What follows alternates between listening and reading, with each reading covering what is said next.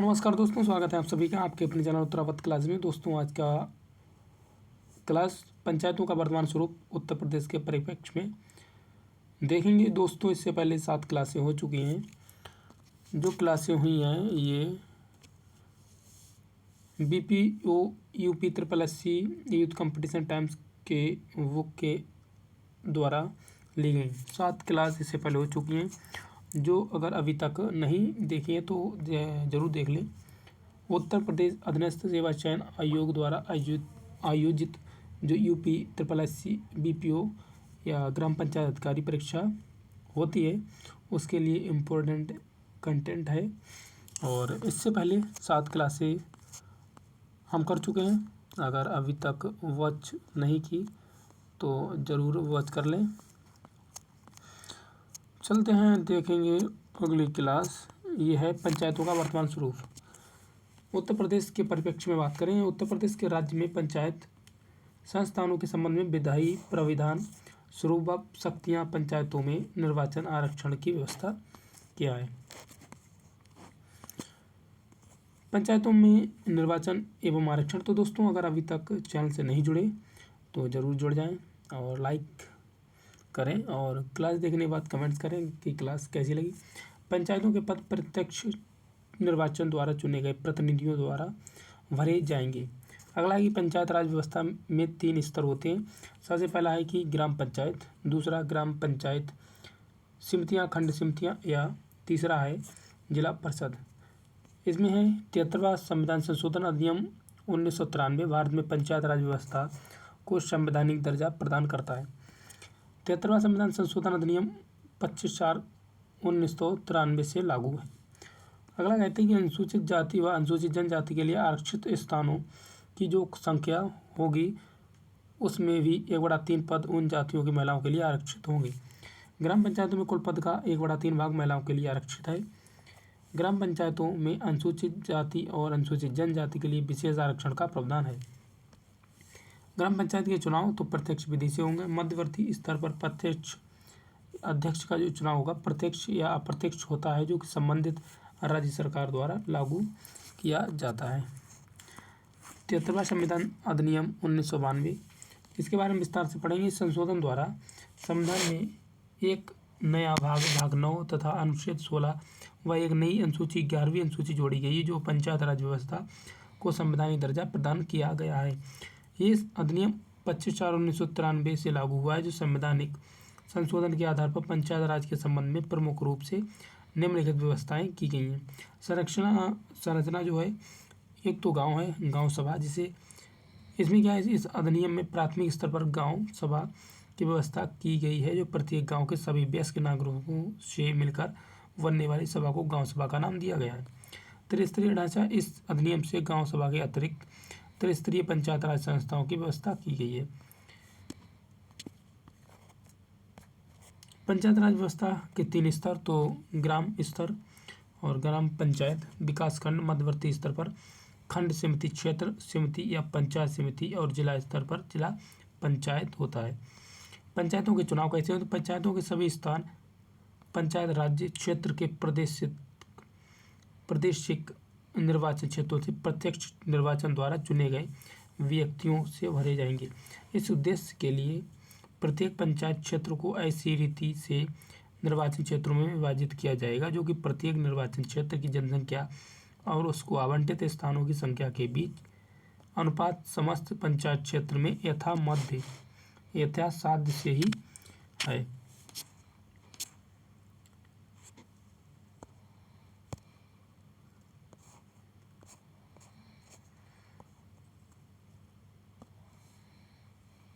अगला है कि ग्राम स्तर पर पंचायत का अध्यक्ष ऐसी रीति से चुना जाएगा जो कि राज्य विधानमंडल विधि द्वारा निर्धारित करे। मध्यवर्ती और जिला स्तर पर पंचायत के अध्यक्ष का निर्वाचन उसके सदस्यों द्वारा अपने से ही किया जाएगा। चुनाव की विधि क्या होगी? तो पंचायत स्तर पर सभी ग्राम पंचायतों का प्रत्यक्ष चुनाव होगा और जिला पंचायत के स्तर पर अप्रत्यक्ष चुनाव होगा। मध्यवर्ती स्तर की संस्था के अध्यक्ष का चुनाव प्रत्यक्ष हो या अप्रत्यक्ष, यह बात संबंधित राज्य सरकार द्वारा निश्चित की जाएगी। आरक्षण की बात करते हैं तो ग्राम पंचायतों में अनुसूचित जाति जनजाति तथा महिलाओं के लिए स्थान आरक्षित किए गए हैं। ग्राम पंचायतों में कम से कम 1/3% पद महिलाओं के लिए आरक्षित हैं। अनुसूचित जाति और जनजाति के लिए आरक्षित स्थानों की जो संख्या होगी उनमें भी 1/3% स्थान उन जातियों की महिलाओं के लिए आरक्षित होंगे जो अनुसूचित जाति जनजाति से संबंधित हैं। अनुसूचित जाति जनजाति और स्त्रियों के लिए आरक्षण की व्यवस्था ग्राम पंचायतों के अध्यक्ष पद सरपंच के लिए भी की गई है, जो कि अनुसूचित जाति और जनजाति के संबंध में अध्यक्ष पद के लिए उसी अनुपात में स्थान आरक्षित होंगे जिस अनुपात में उस क्षेत्र में उनकी जनसंख्या है। अगला है कि ग्राम पंचायतों में अध्यक्ष पदों की कुल संख्या 1/3 स्थान महिलाओं के लिए आरक्षित होंगे। प्रत्येक खंड में ग्राम पंचायत के अध्यक्ष पद पर महिलाओं के लिए यह आरक्षण चक्रानुक्रम से आवंटित किया जाएगा। अनुसूचित जाति व जनजाति के लिए यह आरक्षण उस अवधि तक प्रभावी रहेगा जिस अवधि तक अनुच्छेद 334 के अधीन उन्हें आरक्षण प्राप्त है। अगला है कि राज्य विधानमंडल को ये अधिकार होगा कि यदि वह उचित समझे तो ग्राम पंचायत में अध्यक्ष पद पर अन्य पिछड़े वर्गों के लिए आरक्षण की व्यवस्था करे। अनुसूचित जाति जनजाति या महिलाएं जिनके लिए आरक्षित स्थानों की व्यवस्था की है उन्हें सामान्य निर्वाचन क्षेत्रों से भी चुनाव लड़ने का अधिकार होगा। सदस्यों की योग्यताएं क्या होगी? तो पंचायत का सदस्य निर्वाचित होने के लिए निम्न योग्यताएं आवश्यक होंगी, जैसे नागरिक के 21 वर्ष की आयु प्राप्त कर ली हो, यानी उम्र 21 वर्ष से प्राप्त कर ली हो। वह व्यक्ति प्रवृत्ति विधि के अधीन राज्य विधानमंडल के लिए निर्वाचित होने की योग्यता आयु के अतिरिक्त अन्य योग्यताएं रखता हो। यदि वह संबंधित राज्य विधानमंडल द्वारा निर्मित विधि के अधीन पंचायत का सदस्य निर्वाचित होने के योग्य हो तो इसका कार्यकाल जो होगा पंचायत राज संस्थानों का कार्यकाल 5 वर्ष होगा। इसके पूर्व भी उनका विघटन किया जा सकता है यदि उस समय प्रवृत्ति किसी विधि के अधीन ऐसा उपबंध हो। किसी पंचायत के गठन के लिए चुनाव का में कहा गया कि 5 वर्ष की अवधि के पूर्व और खा में कहा गया कि विघटन की तिथि से 6 माह की अवधि समाप्त होने के पूर्व करा लिया जाएगा। पंचायतों का निर्वाचन, तो पंचायतों के निर्वाचन के लिए निर्वाचक नियमावली तैयार करने और पंचायतों के सभी निर्वाचनों के संचालन का अधीक्षण निर्देशन और नियंत्रण राज्य निर्वाचन आयोग में निहित होगा। इस कार्य के लिए राज्य में एक राज्य निर्वाचन आयुक्त की नियुक्ति की जा सकती है। पंचायतों में महिला आरक्षण, तो संविधान के अनुच्छेद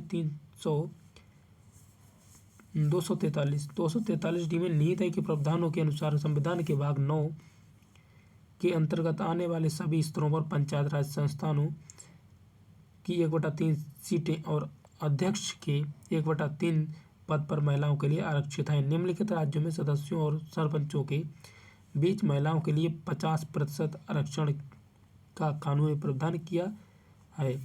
आंध्र प्रदेश, बिहार, छत्तीसगढ़, त्रिपुरा और उत्तराखंड में सरकार ने सरपंचों में महिलाओं का आरक्षण मौजूदा 1/3 से बढ़ाकर 50% करने से प्रस्ताव को मंजूरी दी है, यानी दे दी है। आगे कह रहा है तदनुसार कह रहा है कि भारत के संविधान में संशोधन के लिए एक विधेयक संसद में पेश किया गया था जो संसदीय स्थायी समिति की सिफारिश के अनुसार अनुसूचित जाति जनजाति के लिए आरक्षण ग्रामीण आबादी के प्रतिशत के आधार पर होगा, ना कि कुल आबादी के आधार पर होगा। अगला है कि ग्राम पंचायत प्रतिनिधियों के चुनाव, तो प्रधान का चुनाव धारा 11 खा फर्स्ट में है कि ग्राम सभा सदस्यों द्वारा प्रत्यक्ष निर्वाचन प्रणाली द्वारा प्रधान का चुनाव किया जाएगा। यदि पंचायत के सामान्य चुनाव में प्रधान का चुनाव नहीं हो पाता है तो पंचायतों के लिए 2/3 इससे कम सदस्य चुने जाते हैं और दिशा में सरकार एक प्रशासनिक समिति बनाई जाएगी जिसकी सदस्य संख्या सरकार तय करेगी। सरकार एक प्रशासक भी नियुक्त कर सकती है। प्रशासनिक समिति व प्रशासक का कार्यकाल 6 माह से अधिक नहीं होगा। इस अवधि में ग्राम पंचायत, उसकी समिति तथा प्रधान के सभी अधिकार इसमें निहित हैं।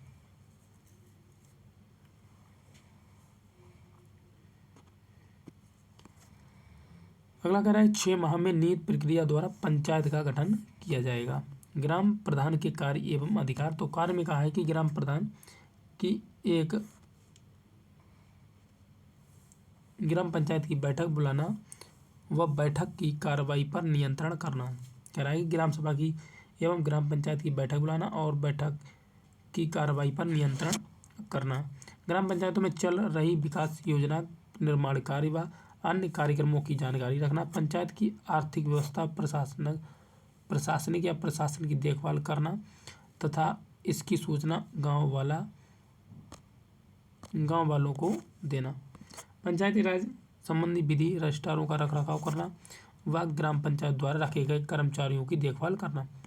अगला कह रहा है कि ग्राम पंचायत के कार्यों को क्रियान्वित करना व सरकारी कर्मचारी से आवश्यक सहयोग लेना व सहयोग देना।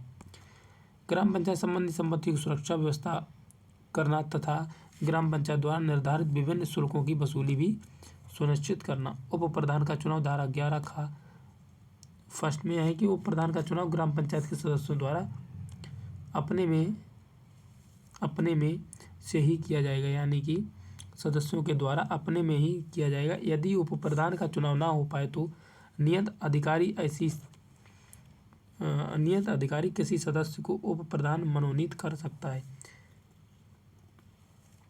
प्रधान का त्याग पत्र या उन्हें पद से हटाया जाना। धारा 18 में कहा गया है कि प्रधान स्वयं जिला पंचायत राज पदाधिकारी को लिखित रूप से अपने पद से त्यागपत्र दे सकेगा।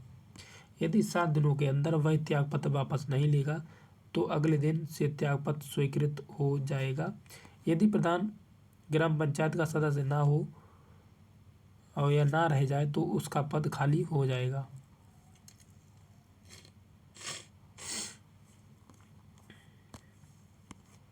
ग्राम पंचायत सदस्य खुद लिखकर अपना त्यागपत्र प्रधान को देंगे और 7 दिनों के अंदर वापस नहीं लेने पर वह स्वीकृत हो जाएगा। अगला कह रहा है कि निर्वाचन आयोग की पंचायत निर्वाचन में भूमिका। ये रहा टॉपिक। अगला टॉपिक जो है सेकंड वाला, ग्रामीण में होता है कि राज्य निर्वाचन आयोग की पंचायत निर्वाचन में भूमिका, उसके बारे में जानेंगे। राज्य निर्वाचन आयोग कार्य और निर्वाचन में भूमिका क्या होगी। तो भूमिका में उत्तर प्रदेश में ग्रामीण और स्थानीय निकायों का चुनाव संपन्न कराने के लिए उत्तरदायी। वर्तमान में चुनाव आयुक्त मनोज कुमार है। एक स्वतंत्र संवैधानिक निकाय होगा। उत्तर प्रदेश राज्य निर्वाचन आयोग की स्थापना 23 अप्रैल 1994 में हुई थी। मुख्यालय इसका लखनऊ है। परिणाम की तिथि व परिणाम की घोषणा करना, मतगणना के लिए तिथि व स्थान का निर्धारण करना, चुनाव प्रतिनिधियों का आवंटन करना, चुनाव लड़ने वाले उम्मीदवारों की सूची तैयार करना, मतदान की सूची और तिथि की निर्धारण करना, मुख्य निर्वाचन अधिकारी मजिस्ट्रेट की निर्वाचन में नियुक्ति करना। अगला जो है विस्तार से राज्य निर्वाचन आयोग। तो राज्य निर्वाचन आयोग लोकसभा, विधानसभा और राज्यसभा, राष्ट्रपति इत्यादि के निर्वाचन में भारत में निर्वाचन आयोग की सहायक होता है।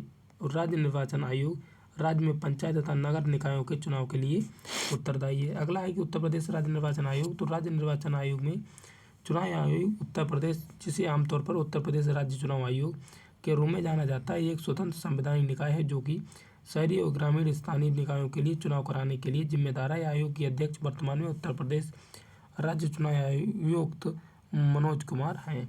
आयोग का गठन जो हुआ था अप्रैल 1994 में उत्तर प्रदेश सरकार द्वारा किया गया था। भारत के संविधान के 73वें और 74वें संशोधन में पारित होने के बाद ग्रामीण और शहरी क्षेत्रों में अधिकतम 5 वर्ष के कार्यकाल के साथ स्थायी अविभाज्य स्थानीय निकायों का निर्वाचन अनिवार्य किया गया है।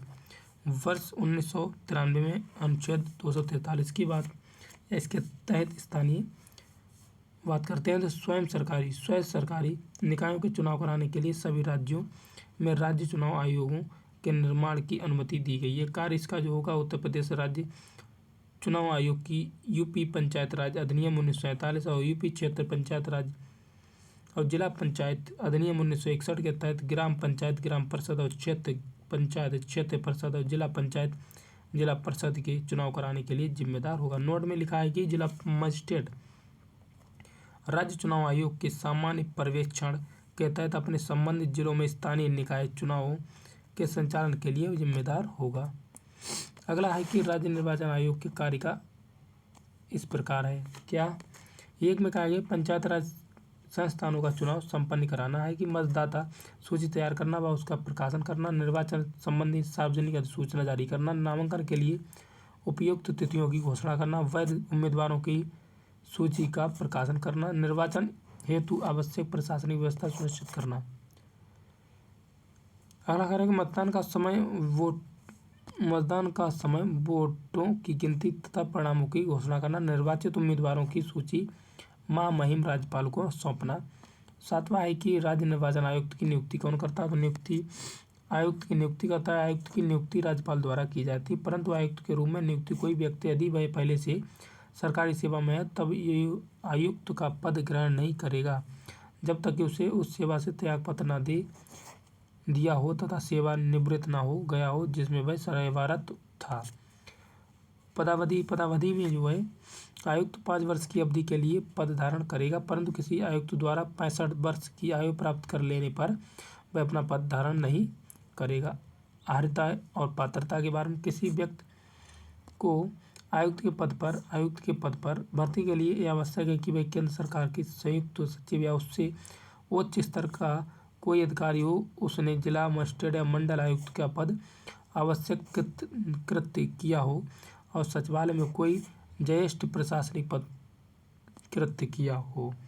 उत्तर प्रदेश राज्य निर्वाचन आयोग के बारे में, तो इसमें कहा गया है कि उत्तर प्रदेश राज्य चुनाव आयोग तो राज्य चुनाव आयोग के प्रमुख के रूप में कार्य करता है। आमतौर पर भारतीय प्रशासनिक सेवा IAS का एक सेवानिवृत्त अधिकारी आयुक्त को मुख्यमंत्री की सहायता और सलाह पर उत्तर प्रदेश के राज्यपाल द्वारा नियुक्त किया जाता है। आयुक्त का कार्यकाल 6 माह या उसके 65 वर्ष की आयु तक प्राप्त करने तक जो भी पहले होता हो। वर्तमान राज्य चुनाव आयुक्त मनोज कुमार है। उत्तर प्रदेश पंचायत राज निर्वाचन नियमावली 1994 में कहा गया है कि उस संयुक्त प्रांत पंचायत राज अधिनियम 1947 में कहा है कि संयुक्त प्रांत अधिनियम संख्या 25 सन 1947 धारा 110 के अधीन शक्ति का प्रयोग करके राज्यपाल निम्नलिखित नियमावली बनाते हैं। पहला है कि संक्षिप्त नाम और प्रारंभ। ये नियमावली उत्तर प्रदेश पंचायत राज सदस्यों, प्रधानों और उप प्रधानों का निर्वाचन नियमावली 1994 कही जाएगी।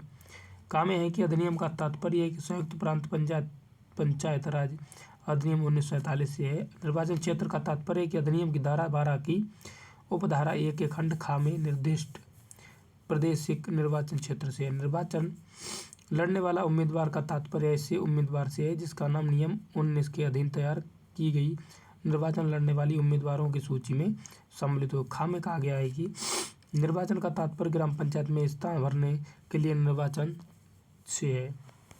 निर्वाचन विवरण का तात्पर्य राज्य निर्वाचन आयोग द्वारा विनिर्दिष्ट प्रपत्र में निर्वाचन विवरणी से है। मतदाता का तात्पर्य किसी निर्वाचन क्षेत्र में ऐसे सदस्य से है जिससे मत देने का अधिकार हो। पंचायत निरीक्षक के अंतर्गत सहायक विकास अधिकारी पंचायत भी है। जहाँ में कहा गया है कि मतदाता या मतदान विवरणों का तात्पर्य राज्य निर्वाचन आयोग द्वारा विनिर्दिष्ट प्रपत्र में मतदान विवरणी से है। जहाँ में कहा गया स्थान का तात्पर्य किसी ग्राम पंचायत के निर्वाचन के लिए किसी निर्वाचन क्षेत्र को आवंटित स्थान से है। और अगला है कि प्रतीक का तात्पर्य नियम 12 के अधीन तैयार की गई सूची में सम्मिलित किसी प्रतीक से है। राज्य निर्वाचन आयोग की निर्वाचन में भूमिका क्या होगी? तो इसका है मुख्य निर्वाचन अधिकारी पंचायत और जिला मजिस्ट्रेट की नियुक्ति करेगा। राज्य निर्वाचन आयोग द्वारा अपेक्षित राज्य सरकार द्वारा नियुक्त मुख्य निर्वाचन अधिकारी पंचायत और राज्य निर्वाचन आयोग के अधीक्षण, निर्देशन और नियंत्रण के अधीन रहते हैं। ग्राम पंचायतों के सभी निर्वाचनों के लिए निर्वाचक नियमावली, जिसे नामावली तैयार करने और उनको प्रकाशित करने और निर्वाचनों के संचालन में संबंधित सभी कृत्य संपादित करेंगे। अगला है कि राज्य निर्वाचन आयोग के पर्यवेक्षण और नियंत्रण के अधीन रहते हुए जिला मजिस्ट्रेट जिले में निर्वाचनों के संचालन का पर्यवेक्षण करेगा। निर्वाचन अधिकारी की नियुक्ति, तो इसकी नियुक्ति प्रत्येक पंचायत क्षेत्र के लिए ग्राम पंचायत में कोई स्थान या स्थानों को भरने के लिए जिला मजिस्ट्रेट एक निर्वाचन अधिकारी रिटर्निंग ऑफिसर नियुक्त करेगा, जो कि राज्य सरकार का अधिकारी होगा। निर्वाचन अधिकारी इस अध्याय के अधीन अपेक्षित कृत्य करेगा और किसी भी निर्वाचन में उसका यह सामान्य कर्तव्य होगा कि यह वे सब कार्य और बातें करे जो अधिनियम और नियमावली द्वारा उपबंधित रीति में निर्वाचन का प्रभावी रूप से संचालन करने के लिए आवश्यक हों। उपनियम 2 की व्यापकता पर प्रतिकूल प्रभाव डाले बिना राज्य निर्वाचन आयोग यदि ऐसा करना आवश्यक समझे, आदेश द्वारा यह निर्देश दे सकता है कि इस नियमावली अधीन निर्वाचन अधिकारी को ऐसी शक्तियां, कर्तव्य और कृत्य जो उसके द्वारा सामान्य आदेशों में विनिर्दिष्ट किए जो आदेश या यथा विनिर्दिष्ट ऐसे निर्बंधों और शर्तों के अधीन रहते हुए मतदान स्थल पर मतदान अध्यक्ष द्वारा प्रयोग की जाएगी या निर्वाह की जाएगी। सहायक निर्वाचन अधिकारी की नियुक्ति, तो इसमें है कि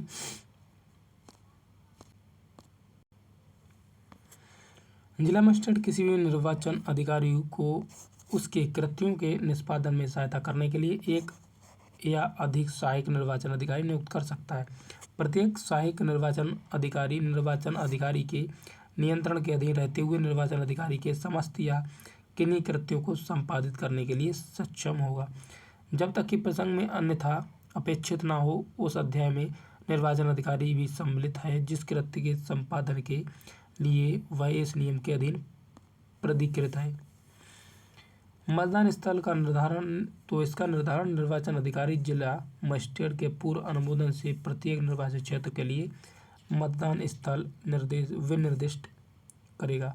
मतदान अध्यक्ष की नियुक्ति, तो इसकी नियुक्ति जो है प्रत्येक मतदान स्थल के लिए एक मतदान अध्यक्ष पीठासीन अधिकारी नियुक्त करेगा, जो कि उसी व्यक्ति को एक से अधिक मतदान स्थल के लिए मतदान अध्यक्ष नियुक्त किया जा सकता है। मतदान अध्यक्ष उन कृत्यों को करेगा जो कि इस विषय के अधीन उसके द्वारा किए जाने वाले अपेक्षित और उसका यह सामान्य कर्तव्य होगा कि वे मतदान स्थल पर व्यवस्था बनाए रखें और ये देखें कि मतदान सुचारू रूप से हो। यदि मतदान अध्यक्ष मतदान स्थल से अनुपस्थित होने के लिए विवश हो तो उसके कृत्यों का संपादन ऐसा मतदान अधिकारी करेगा जो कि निर्वाचन अधिकारी द्वारा इस प्रयोजन के लिए पूर्व प्राधिकृत हो। मतदान का अधिकारी मतदान का जो अधिकारी होता है निर्वाचन अधिकारी प्रत्येक मतदान स्थल के लिए उतने मतदान अधिकारी, पोलिंग ऑफिसर या अधिकारियों को जितना कि वह मतदान अध्यक्ष के कार्यों में सहाय करने या ऐसे अन्य कार्यों को करने के लिए जो कि इस विषय में दिए गए कार्यों के लिए आवश्यक समझे नियुक्ति करेगा। यदि मतदान अधिकारी मतदान स्थल से अनुपस्थित हो या रहे तो मतदान अध्यक्ष उम्मीदवार द्वारा या उसकी ओर से निर्वाचन या निर्वाचन से संबंधित नियुक्ति व्यक्ति से विभिन्न किसी व्यक्ति को जो मतदान स्थल पर उपस्थित हो अनुपस्थित पूर्वोत्तर अधिकारी के दौरान में मतदान अधिकारी नियुक्त कर सकता है और ऐसी किसी नियुक्ति की दशा में निर्वाचन अधिकारी को तदनुसार सूचना देगा। तो दोस्तों आज के लिए इतनी क्लास, मिलते हैं अगली वीडियो में। नमस्कार दोस्तों, लाइक करें, सब्सक्राइब, बेल आइकन को प्रेस और कमेंट्स करके बताएं क्लास कैसी रही।